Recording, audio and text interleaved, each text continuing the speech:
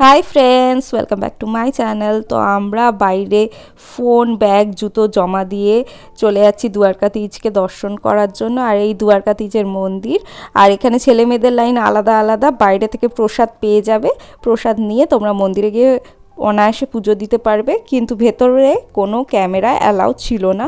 এরপরে চলে এসেছিলাম রুক্মিণী দেবীর মন্দিরে, আর এখানে এসেছিলাম একটা বাসে করে। বাসের ব্যাপারটা আমি বলছি।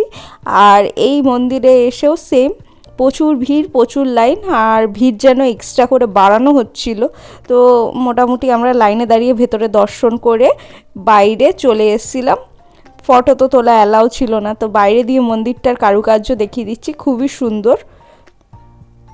আর আমরা এখানে লোকাল সাইট সিনের জন্য বাস পেয়ে গিয়েছিলাম, বাস স্ট্যান্ড থেকে 150 নিয়েছিল। তারপরে এই শিবের মন্দির, মানে মহাদেবের মন্দির, আগেরসার লিঙ্ক চলে এসেছিলাম। এখানে তো বাবা মস্ত বড় লাইন, তো মস্ত বড় লাইনে দাঁড়িয়ে আমরা ভেতরে ঢুকে গেলাম। আর অনেকটা টাইমই লেগেছিল, বাস আলারা আমাদের টাইম বলে দিয়েছিল, ওই টাইমের মধ্যে ব্যাক করতে বলে দিয়েছিল। তো আমরা ভেতরে কিছু ছবি আর ভিডিও নেওয়ার চেষ্টা করেছিলাম। এখানেও ক্যামেরা, ফোন কিন্তু অ্যালাউ নয়। আমি একটুখানি নেওয়ার চেষ্টা করেছি।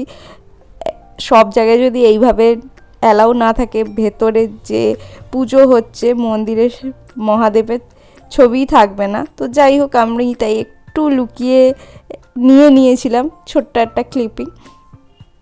তো আমার মনে হয় যেটা এখানে ছবি তোলা বারণ এই কারণেই থাকে, কারণ যদি ছবি তোলা অ্যালাউ হয়ে যায় তাহলে লোকজনের ভিড় বাড়বে, আর টাইমও লোকজন অনেকক্ষণ নেবে। তাই জন্য এখানে সুন্দর লাইন করে ভগবানের দর্শন করিয়ে বাইরে বার করে দিচ্ছিল। এখানেও তোমরা বড় থালি নিয়ে শিব মহাদেবের পুজো দিতে পারো, কিন্তু আমরা পুজো দিতে পারিনি বা চাইও নি এখানে, কারণ আমাদের অনেক টাইম কম ছিল। তো এর জন্য আমরা আস্তে করে দর্শন করে বাইরে বেরিয়েছিলাম। আর সন্ধ্যে 7টায় আমাদের ব্যাক করিয়ে দিয়েছিলো। তারপরে রাতে ডিনার করে আমরা উঠে গিয়েছিলাম ভোর 4টের এই বন্দে ভারত ট্রেনে। আর বন্দে ভারত ট্রেনে উঠে এটা আমার ফার্স্ট টাইম এক্সপিরিয়েন্স। তো এখানে সিটিং কার ছিল, তো কারটায় আসার পরে আমরা আস্তে আস্তে উঠলাম।